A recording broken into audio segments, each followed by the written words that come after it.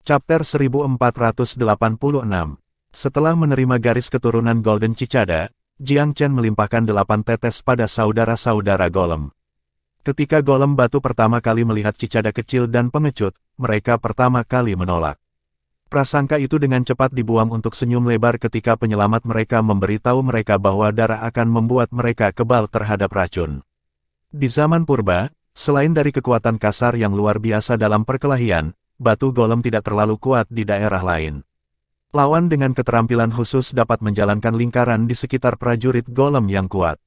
Racun, khususnya, adalah sesuatu yang sangat diwaspadai oleh suku itu. Saat itu, ras mahir racun telah mengotori tanah, membawa dunia terluka ke batu golem. Mereka secara alami senang ketika mereka mendengar bahwa memperbaiki garis keturunan Golden Cicada akan membuat kelemahan ini beristirahat, sekali dan untuk semua. Prosesnya tidak terlalu lama. Juru selamat, apakah kita saudara benar-benar tidak perlu takut racun di masa depan? Big Stone masih sedikit gelisah pada prospek. Jiang Chen terkekeh. Apakah kamu masih khawatir? Big Stone menggaruk kepalanya dan tersenyum dengan jujur. Jika penyelamat kita mengatakan itu, maka itu pasti benar. Jangan khawatir, tidak ada banyak racun di dunia yang dapat mengatasi garis keturunan Golden Cicada. Jiang Chen menahan diri untuk tidak berbicara secara absolut. Meskipun itu adalah garis keturunan yang kuat, semuanya memiliki kontra. Kebetulan, Tuan Muda juga tahu apa itu Golden Cicada. Saudara-saudara golem sekarang menerima dorongan untuk kemampuan bertarung mereka. Mereka terbiasa dengan brute yang memaksa perkelahian, jadi garis keturunan jangkrik akan menjadi perlindungan yang sangat berguna di masa depan.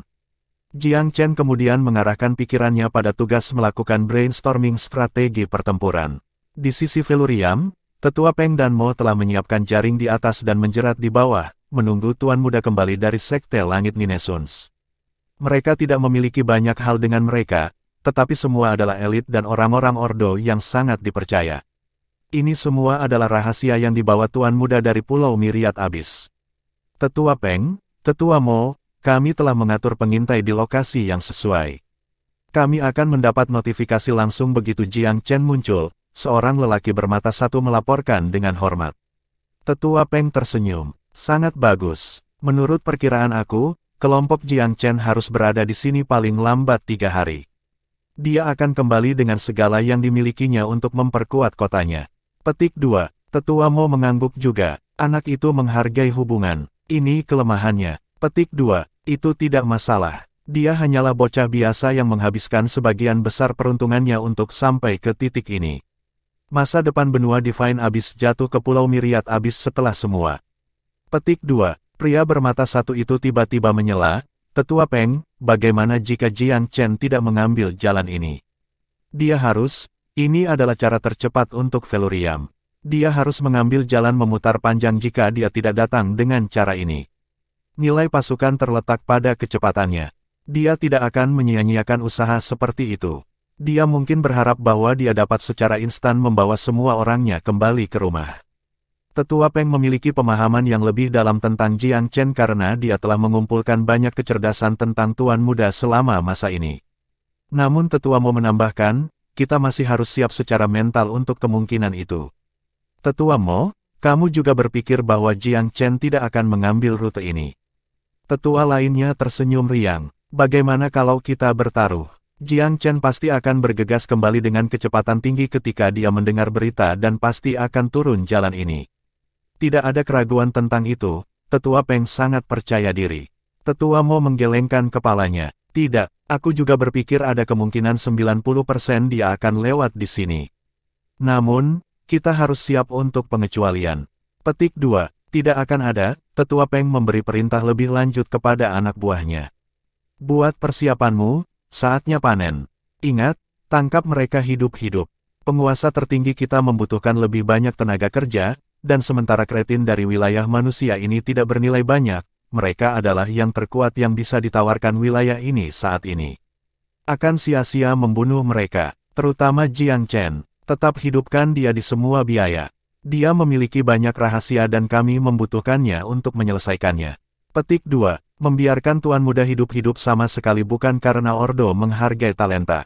Mereka hanya ingin harta yang dimiliki Jiang Chen. Tidak ada rasa takut tentang barang-barang berharga yang hilang jika mereka memiliki kendali atas pemiliknya, tetapi resep pil ajaib seperti pil Supremacy Emperor dan Penetrane pil mengharuskan bocah itu menyerahkannya sendiri. Jika dia terbunuh begitu saja, sangat mungkin resepnya akan hilang. Sia-sia limbah semacam itu adalah sesuatu yang tidak ingin dilihat Ordo. Berhentilah khawatir, Tetua Mo. Tidak akan ada yang salah, Tetua Peng bisa mengatakan bahwa rekannya masih sibuk. Tetua mendesah pelan. Aku tidak khawatir, aku hanya merasa ada sesuatu yang salah. Apa yang salah? Tetua Peng tertawa terbahak-bahak. Dengan rencana kami, wilayah manusia akan sangat menakutkan jika ada yang muncul setelah rencana kami. Dan jujur, apakah domain ini benar-benar menakutkan? Lihatlah Sekte Naga Langit, Sekte Ninesun Langit, dan yang disebut Pilvire City Raksasa. Ini bukan lagi wilayah manusia pada zaman kuno, tidak perlu menakuti diri sendiri seperti ini. Sampah yang tidak berharga ini telah mempermalukan semua leluhur kita. Petik 2. Entah itu penghuni Pulau Myriad Abyss atau wilayah manusia, semua leluhur bersama dari zaman kuno. Tetua Mo memiliki banyak hal yang masih ingin dia katakan, tetapi dia tidak bebas untuk mengatakan banyak hal lain dalam situasi seperti itu. Harus ada batas jumlah air dingin yang dicurahkan. Terlalu banyak dan itu akan berdampak pada semangat pasukan, yang mengarah ke konsekuensi serius. Dia mengganti topik pembicaraan, Tetua Peng, akankah penguasa tertinggi dapat menangani sisinya? Tetua Peng merenung sejenak. Vermilion Bird itu berada di ujung tambatannya. Pemimpin tertinggi benar-benar dapat bersaing dengan itu dan tidak menjadi lebih buruk dalam pertarungan. Pertanyaannya sekarang adalah bahwa kita tidak tahu berapa banyak golem batu yang tersisa di Velurium Capital. Petik 2. Dengan kehati-hatian Jiang Chen, dia pasti meninggalkan pasangan. Ketika mereka berbicara, bawahan bermata satu bergegas kembali kepada mereka, Tetua Peng, Tetua Mo. 4 raksasa datang dari Velurium dengan kecepatan yang sangat cepat. 4 raksasa, para tetua saling memandang dan mengingat sesuatu pada saat yang sama. Mungkinkah itu golem batu? Tetua Peng bertanya-tanya dengan nada serius. Ada yang lain, ada yang spesifik. Petik 2, belum. Keempat raksasa bergerak dengan kecepatan dan momentum yang menakutkan. Mereka sepertinya ingin menantang surga sendiri. Petik 2, itu pasti golem batu, Tetua Peng menyimpulkan dengan pasti. Apakah kamu yakin hanya ada 4? Hanya 4, aku yakin. Tetua Peng terdiam sesaat dan tiba-tiba tertawa setelah cahaya menembus matanya. Tetua Peng, mengapa kamu tertawa? Tetua yang lain menganggap perkembangan ini aneh. Tetua Mo, ini adalah hal yang baik. Tidakkah menurut kamu aneh bahwa golem batu berasal dari Velurium? Tetua Peng tidak bisa berhenti tertawa. Tidak semuanya. Mereka pasti menjaga Velurium, jadi mengapa anehnya mereka datang dari sana? Aku agak khawatir tentang tuan kita. Petik 2. Jangan khawatir tentang apapun, tuan kita akan baik-baik saja. Lebih baik batu golem telah pergi.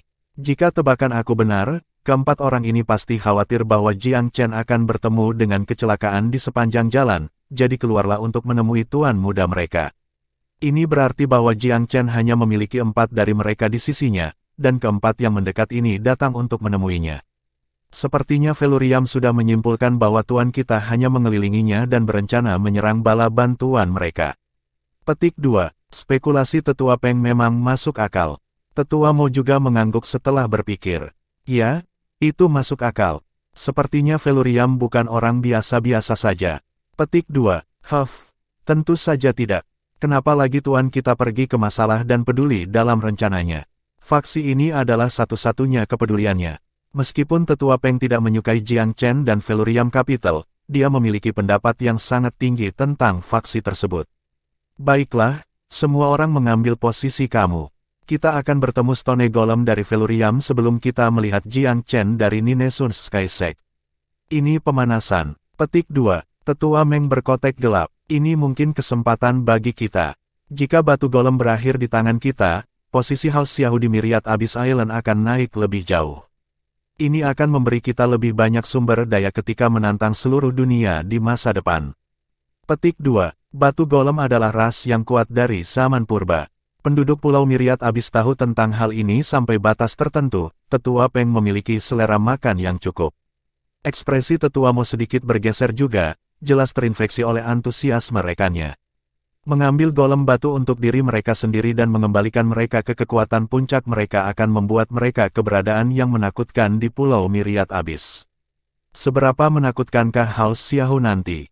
Semua orang bersiap-siap, seret jala dan bersiaplah untuk 4 ikan gemuk terlebih dahulu. Tetua Peng berseru dengan bersemangat. Ini adalah makanan pembuka yang luar biasa. Keempat batu golem bertelanjang kaki dan telah mengikatkan senjata berat ke punggung mereka. Mereka menyerang maju seperti mereka kembali ke medan perang primordial. Masing-masing langkah mereka cocok dengan beberapa manusia dan didukung oleh kecepatan ekstrim. Mereka menerjang maju seperti 4 arus air mancur ganas. Hook, line, dan sinker. Joy muncul di mata sesepuh itu. Chapter 1487. 100 mil, 50, 30, 10.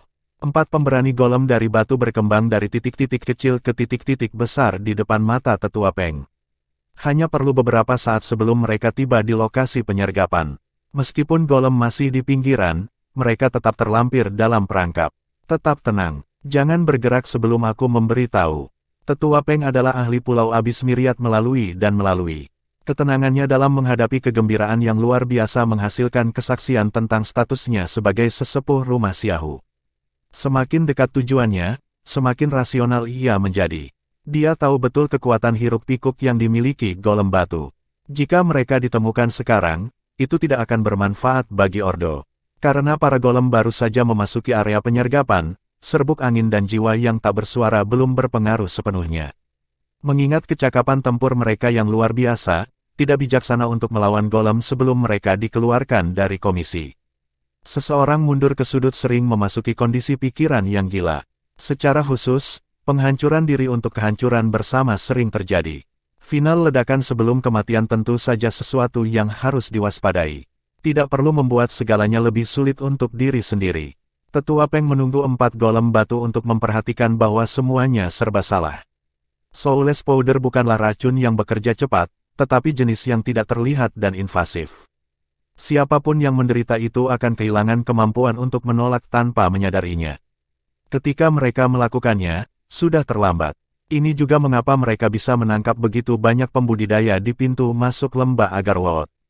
Bukannya mereka tidak memiliki kekuatan mentah untuk melakukannya, sebagai gantinya, tujuannya adalah untuk menggulung mereka tanpa perlawanan. Itu tidak mungkin tanpa racun. The Soulless Powder telah sangat efisien untuk tujuan itu. Racun itu unik karena siapapun bisa rentan terhadapnya, terlepas dari apakah korbannya adalah roh atau kerajaan Empyrean. Kultivator yang tidak waspada juga mati.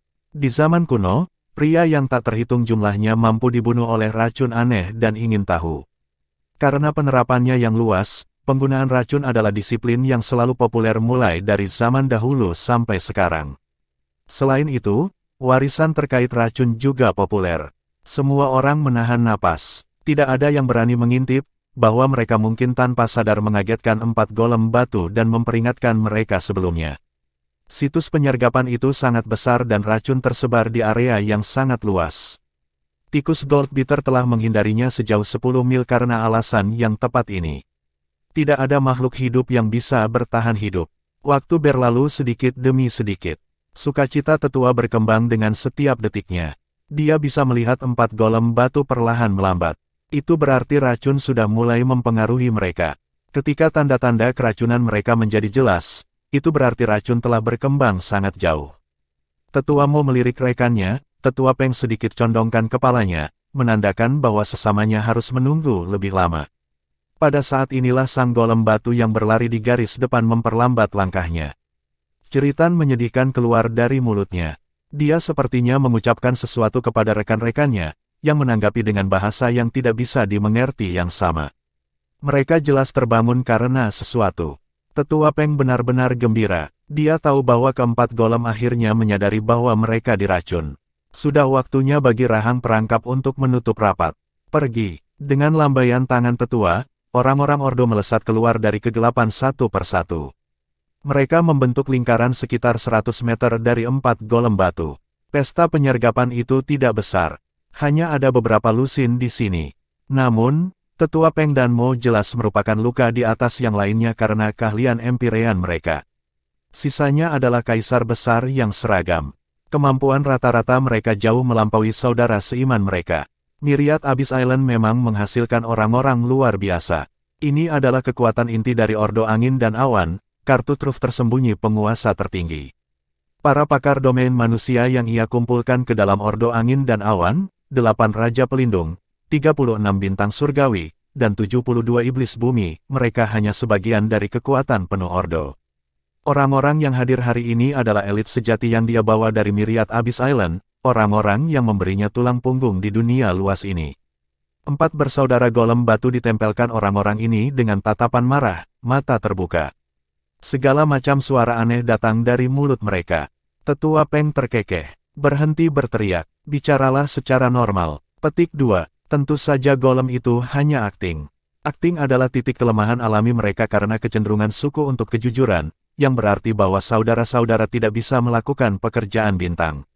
Berpura-pura diracun, marah, dan takut tanpa adanya racun yang sebenarnya adalah pekerjaan yang sangat sulit. Jiang Chen telah menjaga keterampilan akting mereka yang terbatas dalam pikiran selama perencanaan untuk permainan khusus ini.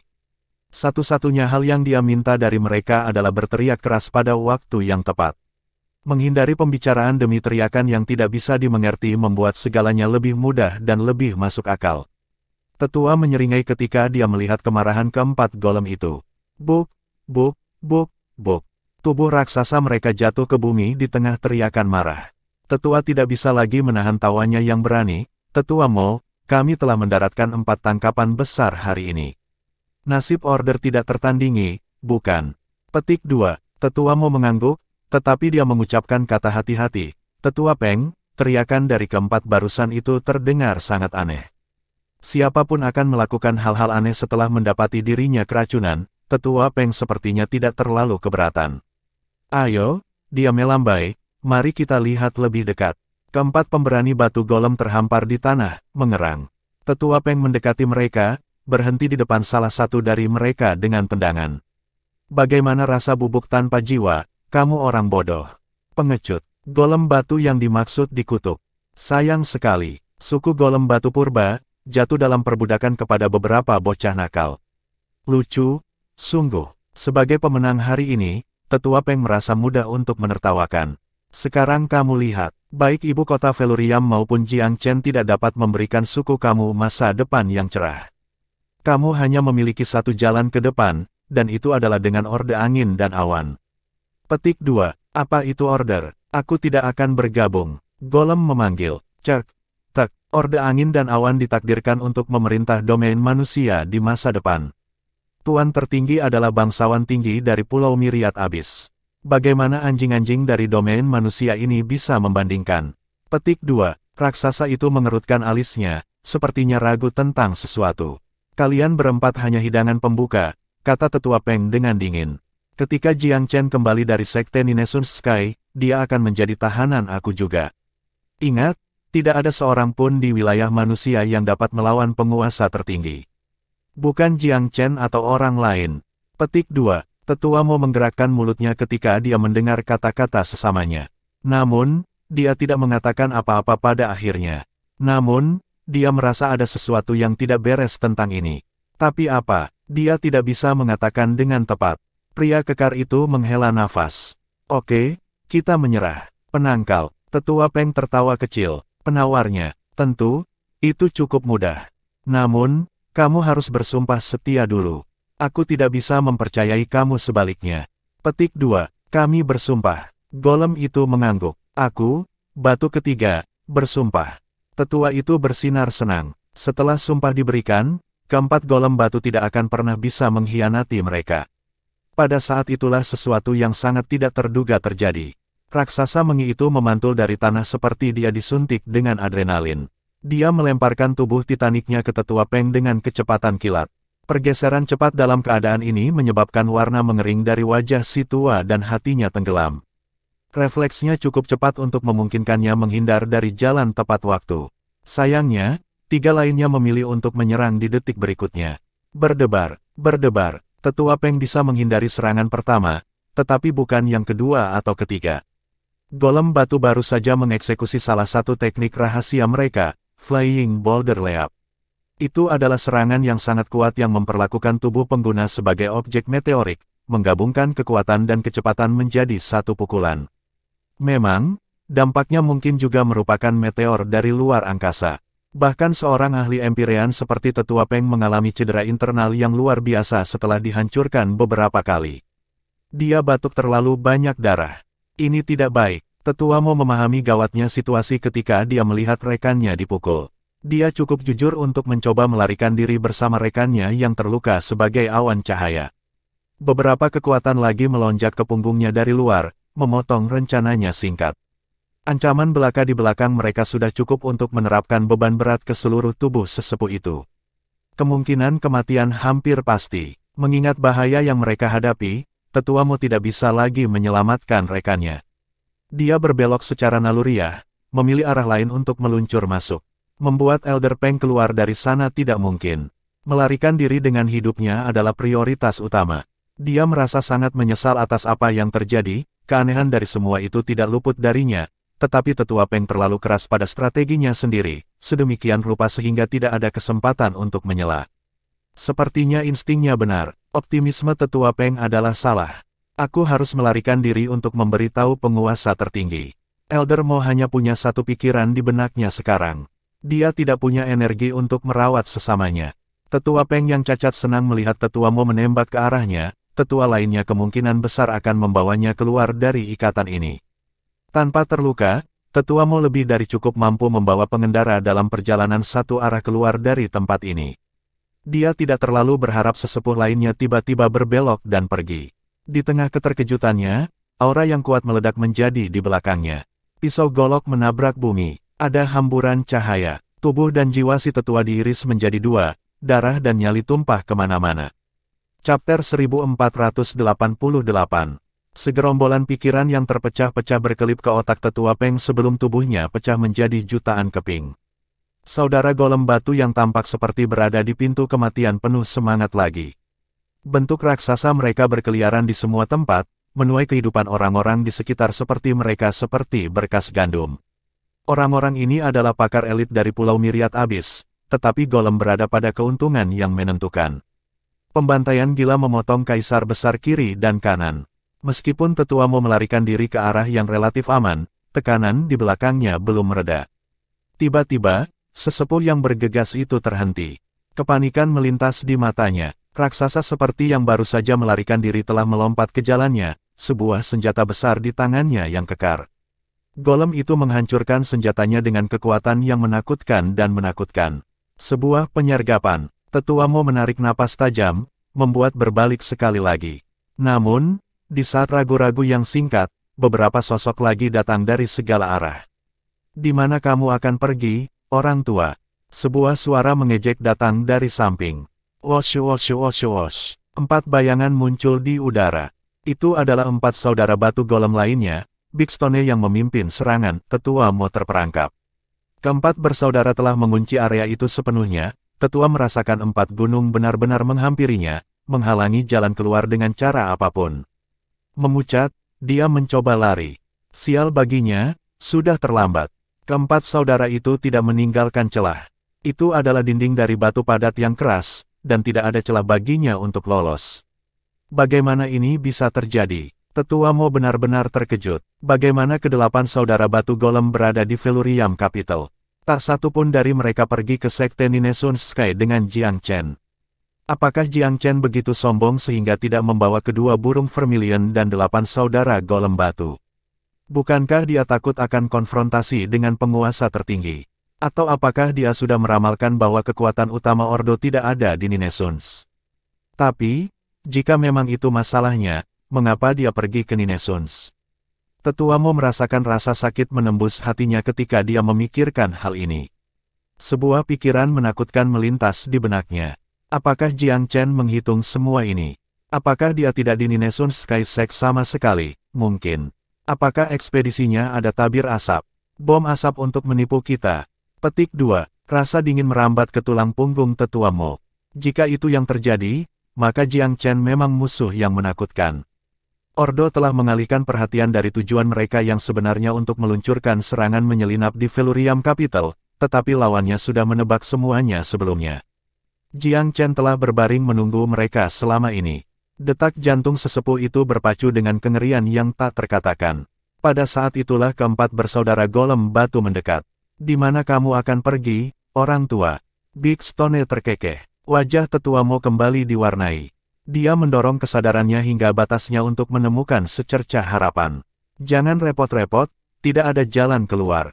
Itu bukan salah satu dari golem bersaudara, tetapi suara yang berbeda dari jauh. Murid tua itu berkontraksi dengan keras sekali lagi. Dia melirik ke arah sumber suara untuk melihat Jiang Chen yang sangat santai duduk di atas lereng tidak jauh dari sini. Kamu Jiang Chen. Tetua Mo tiba-tiba teringat sesuatu. Kamu orang yang tajam. Aku mendengar bahwa kentut tua yang lain menyombongkan diri sebelumnya bahwa kamu berasal dari Myriad Abyss Island. Jiang Chen balas menatap lelaki tua itu dengan setengah tersenyum. Tetua Mo benar-benar jengkel. Dia sudah merasa Tetua Peng melaporkan sendiri asal mereka tidak bijaksana. Dia hanya tidak mempertimbangkannya terlalu banyak, mengingat kemenangan tampaknya berada dalam genggaman mereka. Tetapi mengekspos informasi itu jauh lebih mungkin untuk menimbulkan masalah sekarang. Lagi pula, ada tabu di seluruh pulau bahwa para pembudidayanya tidak seharusnya secara sewenang-wenang memasuki wilayah manusia tanpa izin.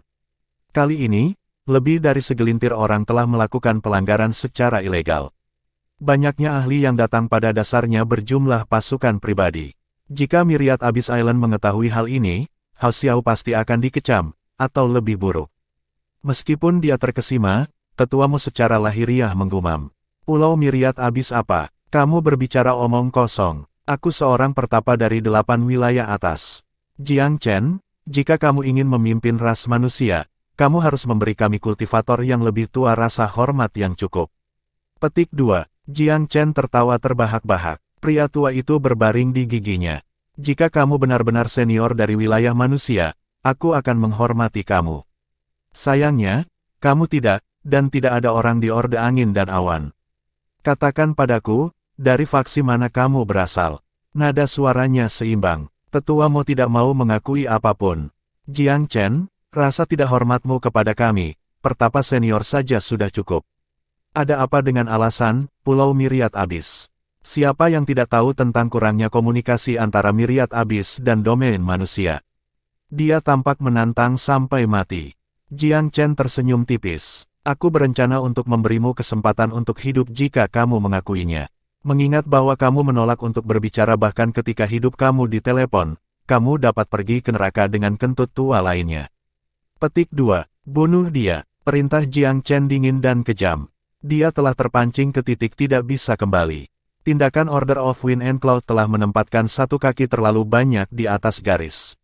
Tanpa informasi dari Emperor Peerless dan Pagoda Velurium sebagai titik estafet, baik dia dan kotanya akan menderita kerugian besar. Jika dia benar-benar bergegas kembali dari Ninesun dan jatuh ke tengah-tengah penyergapan ini, 8 bersaudara golem batu dan bawahannya yang lain semua akan menyerah pada perangkap. Tanpa batu golem, Jiang Chen hanya akan memiliki satu pilihan di bawah pengepungan 2 ahli Empyrean dan beberapa lusin kaisar hebat, untuk menggunakan meterai ruang waktu untuk melarikan diri ke Pagoda Velurium.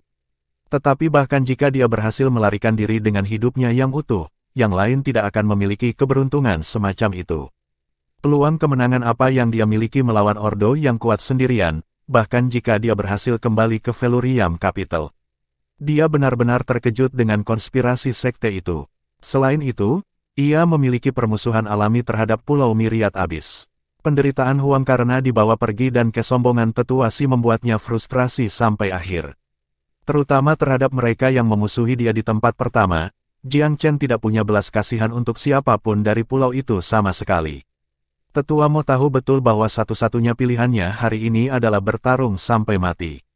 Perintah eksekusi Jiang Chen dimentahkan oleh upaya sepenuh hati dari tetua untuk mencocokkan 4 saudara golem dalam pertempuran yang hiruk-pikuk. Tujuannya bukan untuk menang, tetapi menemukan peluang untuk melarikan diri. Namun, Jiang Chen sudah menetapkan rencana pertempuran. Dia tahu bahwa Big Stone dan saudara-saudaranya pulih relatif lambat. Mereka bahkan belum 1/5 dari kekuatan puncak mereka. Dalam pertarungan 1 lawan 1, tidak ada saudara laki-laki yang setara dengan Tetua Mo. Hal-hal menjadi lebih bahkan ketika itu 2 lawan 1. 4 lawan 1. Keuntungan yang jelas untuk sisi bernomor. Ini adalah jenis taktik yang dinikmati Jiang Chen. Tentu saja, Tetua Mo dapat bertahan sampai tingkat yang wajar. Tetua Peng telah meninggal begitu cepat karena penyergapan. Tiba-tiba serangan itu telah melukai dirinya. Tetua Mo sangat sehat dan pada masa jayanya. Bahkan 4 golem yang bersatu akan mengalami kesulitan menjatuhkannya dengan cepat.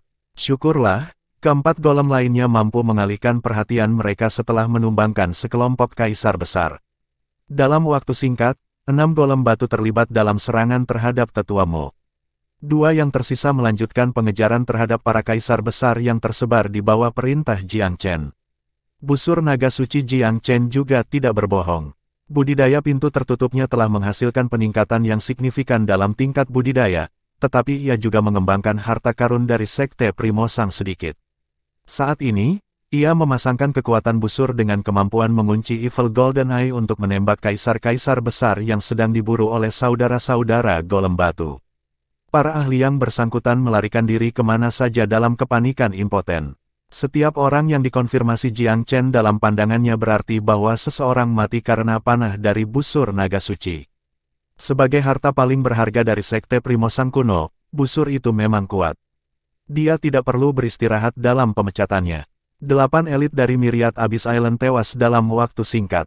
Tentu saja, Jiang Chen memiliki kesadaran diri yang cukup untuk mengetahui bahwa ia akan memiliki sedikit keberhasilan dalam menghadapi para ahli ini secara langsung. Dia mengalami waktu yang begitu mudah karena tekanan besar yang dilakukan oleh pemberani golem batu. Para kaisar besar terlalu asyik berlari untuk memahami ancaman-ancaman lain terhadap kehidupan mereka. Ini memberi Jiang Chen banyak peluang untuk mengambil gambar pot. Di bawah lingkup busur naga suci, para kaisar agung jatuh satu demi satu. Dia direvitalisasi pada setiap pembunuhan. Itu adalah pertama kalinya dia bisa membunuh begitu banyak kaisar besar dengan cepat dan mudah. Daerah sekitarnya dipenuhi dengan mayat dalam sekejap mata. Jika ada kultivator dari wilayah manusia yang menyaksikan ini, mereka akan kedinginan. Lagi pula, orang-orang yang telah mati semuanya adalah kaisar agung. Para ahli seperti itu dalam domain manusia menakutkan di mana saja, dijamin berada di puncak kelas mereka. Batu ketiga, jangan berlebihan. Biarkan pasangan hidup-hidup. Jiang Chen sangat senang membunuh tanpa pandang bulu, tapi dia tidak melupakan dirinya sendiri. Orang tua itu jelas tidak ada gunanya dalam hal informasi. Dia hanya bisa berharap untuk menangkap pasangan hidup-hidup untuk memperolehnya. Dia tidak tertarik menjadi sasaran tanpa mengetahui siapa dalang itu. Chapter 1489.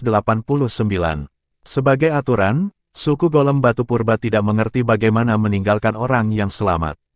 Hiburan favorit mereka dalam pertempuran adalah untuk menghancurkan lawan mereka dengan kekuatan kekerasan.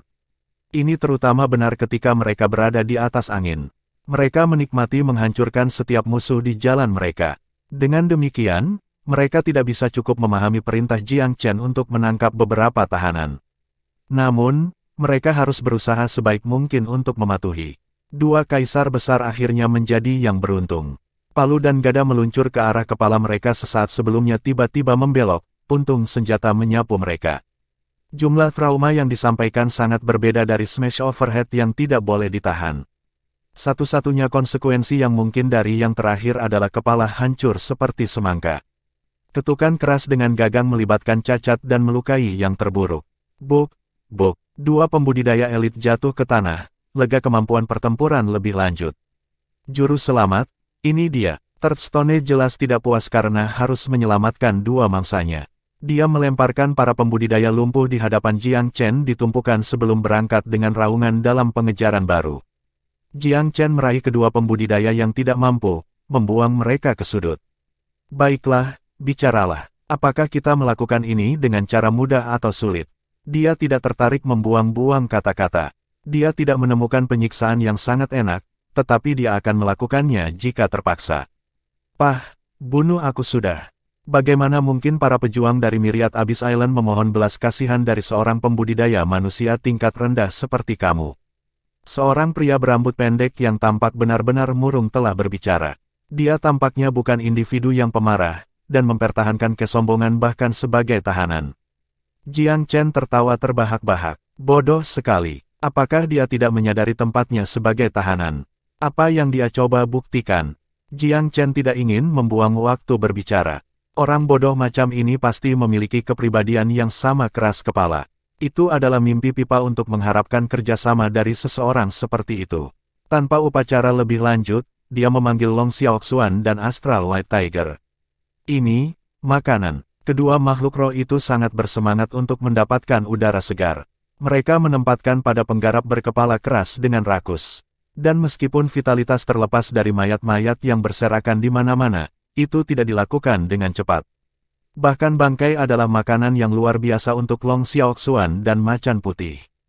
Kegigihan hewan peliharaan Jiang Chen menyebabkan tahanan yang tersisa mengalami teror. Apakah kamu ingin menjadi seperti dia? Atau kamu akan bekerja sama? Nada bicara Jiang Chen dingin. Tahanan ini berbeda dari rekannya yang sudah meninggal. Kurangnya warna di wajahnya adalah bukti yang cukup bahwa pria ini tidak memiliki tekad yang hampir sama. Jika kamu melakukannya, aku bisa membiarkanmu hidup. Benarkah? Ini langsung menarik bagi tahanan, yang bertanya setelah beberapa keraguan. Apakah kamu pikir aku suka menceritakan lelucon kepada orang asing yang tidak berharga? Jiang Chen tersenyum dingin. Tahanan itu memikirkannya. Aku bisa memberitahumu semua yang aku tahu, tapi, aku perlu sumpah. Kamu tidak akan mendapat sumpah, tapi aku tidak pernah melanggar janjiku. Aku akan membiarkan kamu hidup, tetapi kamu masih harus menderita melalui semacam hukuman. Petik 2. Hukuman. Tahanan tergagap. Oke, kamu sudah tahu tentang tawaranku. Terserah kamu apakah kamu membocorkan informasi kamu, tetapi kesabaran aku terbatas. Jiang Chen tampak tenang ke arah lain. Masih ada yang masih hidup sekarang. Mungkin mereka akan lebih tertarik. Petik 2. Mereka yang takut mati cenderung dicirikan oleh rasa takut itu. Tahanan bergidik dan mengangguk. Baiklah, aku akan bicara. Aku harap kamu menepati janji kamu dan membiarkan aku hidup. Aku menjamin bahwa aku akan membuang identitas aku saat ini dan tidak akan pernah kembali ke Pulau Myriad Abyss lagi. Petik 2. Jiang Chen mengangkat bahu. Dia tidak terlalu peduli dengan masa depan tahanan, jujur saja. Ya, kita memang berasal dari Myriad Abyss Island. Tahanan itu memiringkan kepalanya dengan sedikit kepastian. Apakah itu? Nada bicara Jiang Chen berbelok ke Cilier. Apakah kamu berpikir bahwa fakta kamu berasal dari Myriad Abyss Island sama sekali berguna bagiku? Teror melintas di mata Napi. Kami, gumamnya, kita berasal dari House Xiahu di Myriad Abyss Island. Rumah Xiahu. Wajah Jiang Chen menjadi gelap ketika dia mendengar nama itu. Beberapa ingatan yang kurang menyenangkan muncul kembali di benaknya. Dia tidak bisa dan tidak akan melupakan mereka.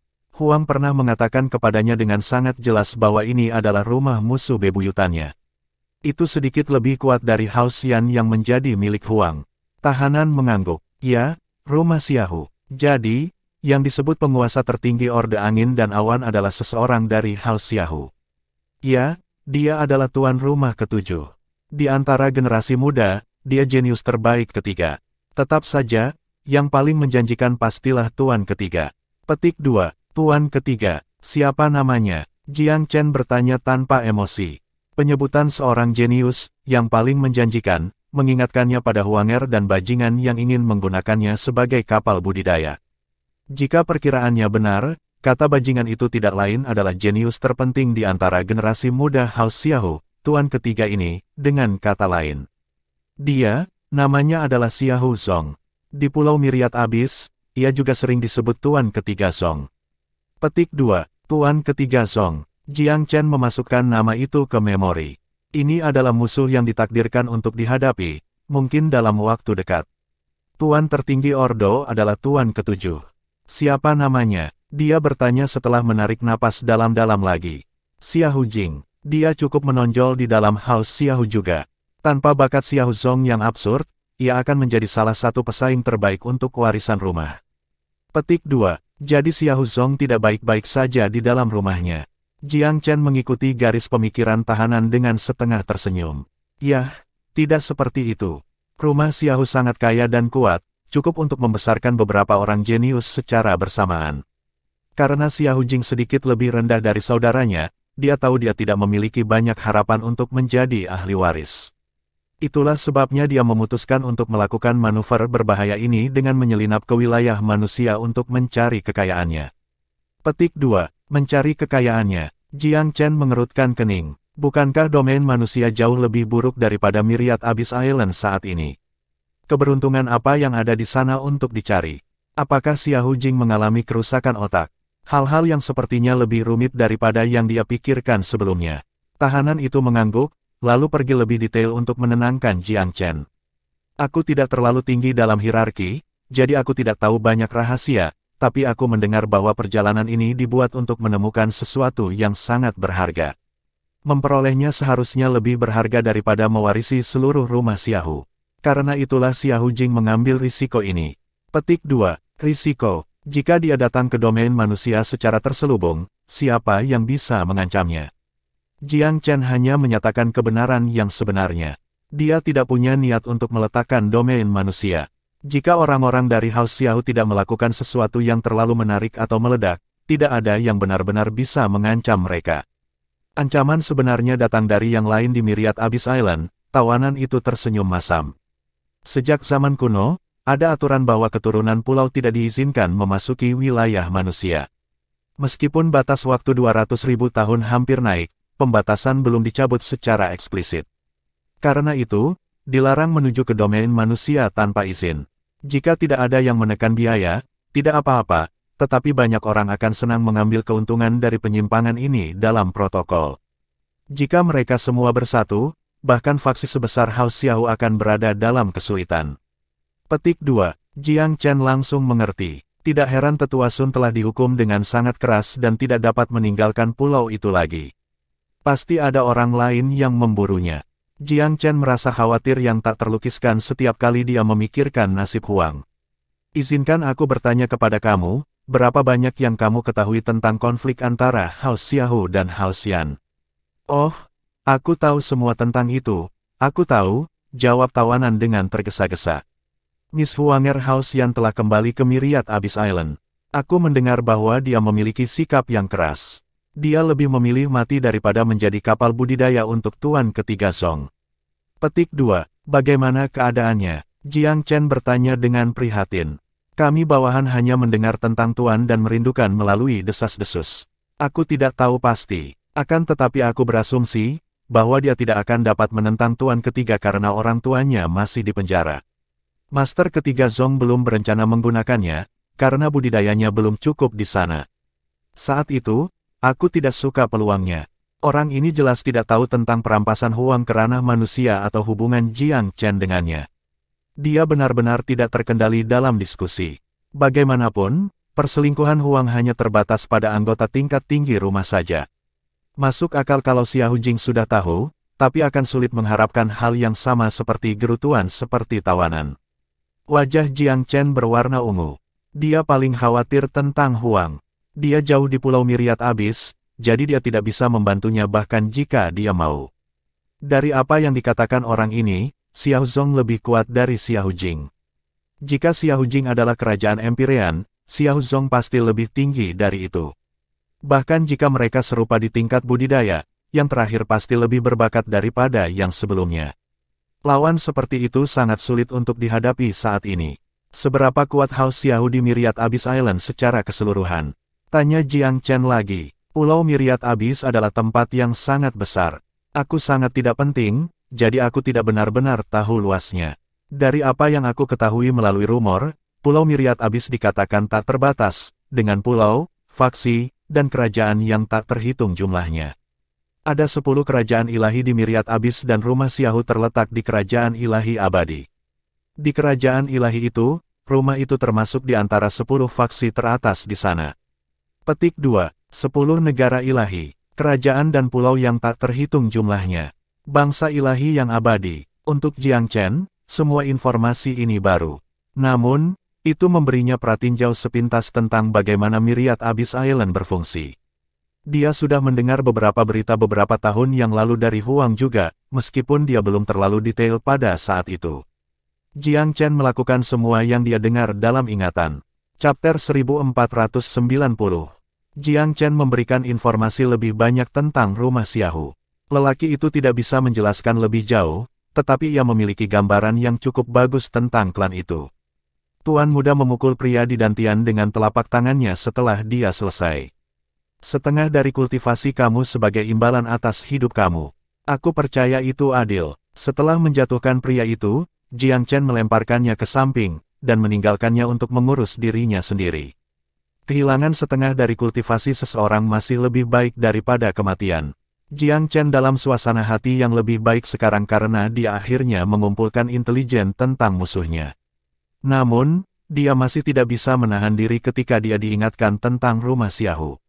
Sisi baiknya, orang-orang di belakang Ordo Angin dan Awan akhirnya terungkap. Orde pernah berada dalam bayang-bayang saat dia berada di bawah cahaya. Dia tidak punya pilihan selain menonton dari sela-sela saat sekte membayangi seluruh domain. Memegang latar belakang mereka telah meningkatkan kepercayaan dirinya dengan jarak yang jauh. Rumah Xiaohu, aku tidak peduli seberapa menonjol kamu di Pulau Myriad Abyss.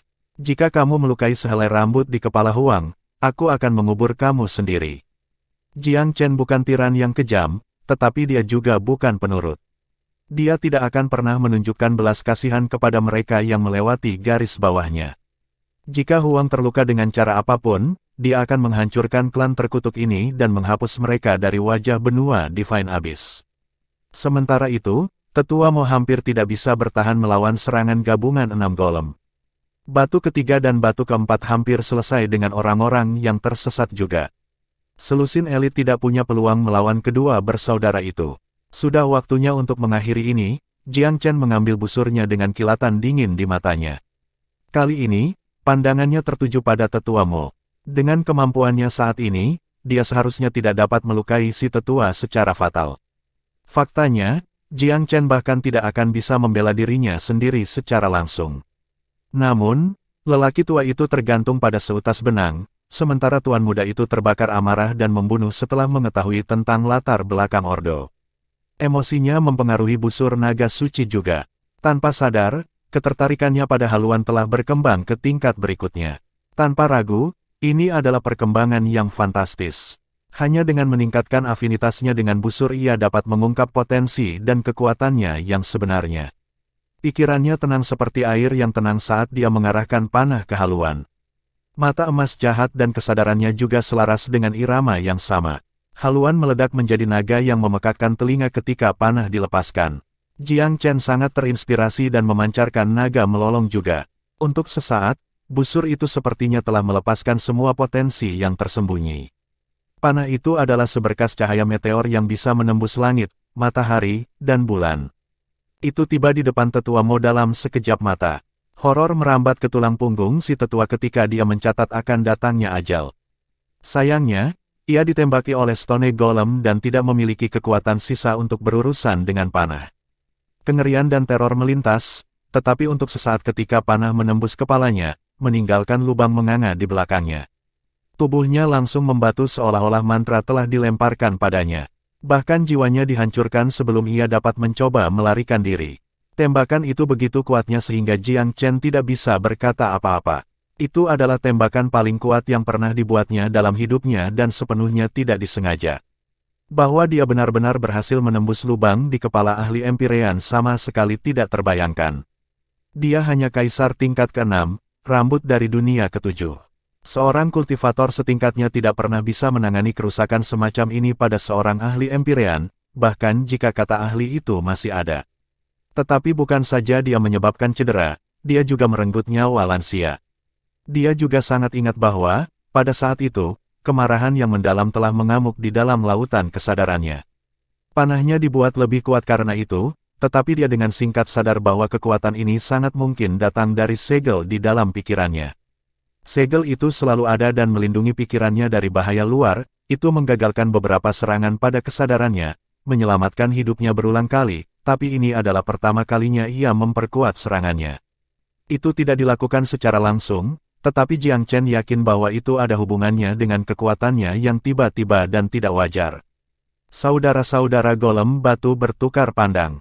Mereka jelas terperangah dengan apa yang baru saja terjadi. Mereka bergabung dengan pihak Jiang Chen dan memanggilnya sebagai penyelamat mereka, tetapi mereka sangat sadar bahwa dia hanya kaisar. Berbicara secara logis, seorang kultivator seperti itu tidak akan pernah dapat mengancam seseorang seperti Tetua Mo. Setelah pertempuran yang panjang, saudara-saudara juga tahu betul bahwa tetua itu bukan sasaran empuk. Namun, penyelamat mereka secara ajaib menusuk lubang di kepala musuh. Bahkan makhluk yang berpikiran sederhana seperti golem batu dapat memahami pentingnya hal ini. Ini jelas jauh melampaui batas akal sehat. Gedebuk, tubuh Elder Mo menendang segumpal debu saat jatuh ke tanah. Saudara Long, Xiao Bai, jangan biarkan esensi kehidupan empire sia-sia. Teriak Jiang Chen. Long Xiaoxuan dan Xiao Bai sudah mati-matian menyerap esensi kehidupan tetua Peng. Mereka melompat kegirangan dan menggali ketika hidangan baru disajikan. Penyelamat. Itu adalah tembakan yang luar biasa. Big Stone akhirnya kembali sadar dan membawa saudara-saudaranya kembali ke Jiang Chen. Jiang Chen tersenyum main-main. Itu hanya kecelakaan. Aku tidak berpikir aku bisa melakukan pukulan yang luar biasa lagi. Petik 2. Dia tidak rendah hati. Ada banyak faktor dan kebetulan yang tidak terduga yang bahkan tidak pernah ia bayangkan sebelumnya dalam kesempatan itu. Mungkin tidak mungkin berada di zona yang sama lagi. Namun, itu memang meninggalkan banyak inspirasi yang melonjak dalam benaknya.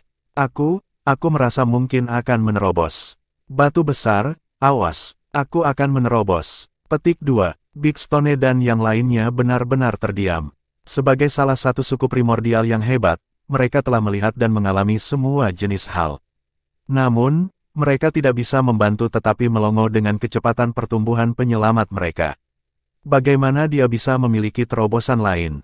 Dipandu oleh ilham, kenaikan ini relatif cepat dan mudah, hanya membutuhkan beberapa jam. Ranah Kaisar canggih. Jiang Chen benar-benar senang dan benar-benar terkejut. Ini adalah terobosan paling mudah dan nyaman yang telah ia capai sejauh ini di dunia Kaisar. Sebagian besar kemajuan sebelumnya datang sebagai buah dari kerja yang tak kenal lelah, tapi kali ini, itu muncul di pintunya dengan sendirinya. Seperti kunjungan mendadak dari teman yang sudah lama dinanti-nantikan, kebahagiaan datang terlalu tiba-tiba dan sangat menyenangkan. Ranah Kaisar yang maju adalah lompatan yang menakjubkan. Tubuh aku menjadi lebih kuat dari sebelumnya. Seperti yang diharapkan, pertempuran kaliber ini paling menguntungkan. Jiang Chen tidak berlengah-lengah setelah terobosannya. Pembersihan sebagian besar dilakukan pada saat ini. Long Xiaoxuan dan Little White akhirnya mendapatkan hasil maksimal dari pertarungan. Seolah-olah mereka bersaing, kedua makhluk roh itu membuat terobosan demi terobosan. Batu golem tidak bisa tidak terkesan sama dengan makhluk ilahi. Di zaman mereka, naga sejati dan harimau putih sama kuatnya, jika tidak lebih kuat dari batu golem. Namun entah bagaimana, kedua binatang itu juga menjadi teman Jiang Chen. Yah, tidak sepenuhnya teman, tetapi lebih seperti pengikut. Big Stone, kamu dan kakakmu telah mencapai prestasi besar. Prestasi kamu hari ini tidak akan dilupakan. Jiang Chen sangat memuji mereka. Big Stone tertawa tanpa rasa bersalah. Semuanya berkat kamu, Tuan Muda. Pertempuran telah berakhir sebelum aku bahkan berkeringat. Orang-orang dari Myriad Abyss Island terlalu lemah. Petik 2. Itu karena mereka jatuh cinta pada rencana kita dan disergap. Pertempuran akan jauh lebih sulit jika tidak. Jiang Chen menjawab dengan sungguh-sungguh. Jiang Chen tidak memandang rendah pasukannya sendiri.